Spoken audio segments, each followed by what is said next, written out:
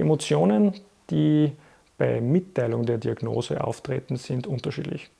Die einen sind froh, dass endlich was gefunden worden ist, dass endlich eine Diagnose steht. Die anderen sind wütend, enttäuscht, fühlen sich vom Schicksal benachteiligt.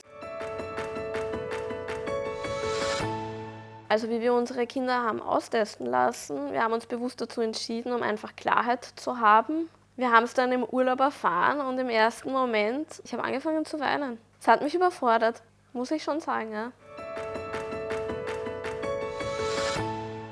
Angst vor Zahneingriffen, Angst vor Reisen auch, ungewohnte Situation. Gibt es dort Ansprechpartner, gibt es dort Krankenhaus, das mir meine Medikamente verabreichen kann? Was ist, wenn mir die Medikamente ausgehen? Angst aber auch vor partnerschaftlichen Beziehungen. Es gibt auch Attacken im Genitalbereich.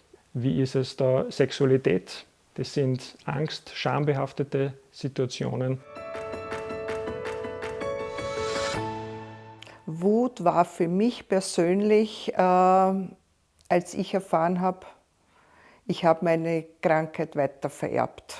Das war für mich die erste Wut. Schuld ist etwas, wo man irgendwo damit beschäftigt ist, wenn man als Familienvater mit beiden betroffenen Söhnen sich damit auseinandersetzt. Aber es gibt nur Dinge, die man bedingt beeinflussen kann. Die konnte ich nicht beeinflussen. Scham begegnet uns aber auch bei alltäglichen Dingen. Patienten, die sagen, sie meiden öffentliche Veranstaltungen, sie meiden Sportvereine, weil jederzeit eine Gesichtsschwellung beispielsweise oder irgendeine Schwellung auftreten kann oder eine Extremitätenschwellung, die unansehnlich ist. Sprich, sie ziehen sich ein bisschen zurück aufgrund der Symptome.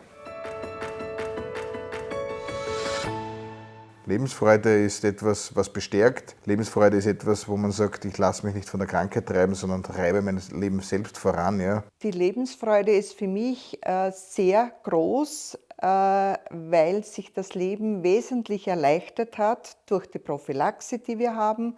Ich kann wandern gehen, ich kann Radfahren, ich kann wegfliegen und das ist Lebensfreude pur.